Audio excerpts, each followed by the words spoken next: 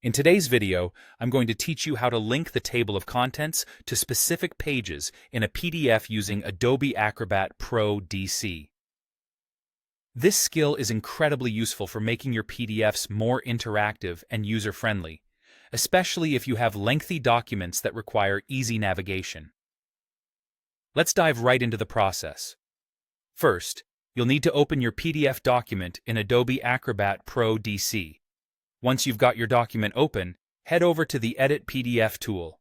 This is where you'll be making your modifications. Now don't worry if you're not familiar with this tool. It's quite intuitive once you start using it. Just take a glance at the top menu and find the Link option. Click on Link and then select Add or Edit. What you'll notice is that your cursor has now changed into a crosshair. This is exactly what you want for the next step.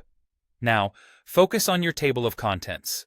Look for the first entry and click and hold your mouse to drag a rectangle over it. Essentially, what you're doing here is identifying the area you want to be clickable.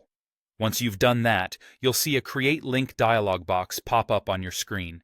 In this dialog box, you'll need to set a couple of parameters. First, where it says Link Type, you should select Invisible Rectangle. The reason we do this is to keep the appearance of your document as clean and unchanged as possible. Then, for link action, you'll want to select Go to a Page View. This action ensures that when someone clicks on your table of contents entry, they'll be taken directly to the relevant page in the document.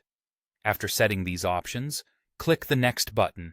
A new window will open, and this is where the magic happens.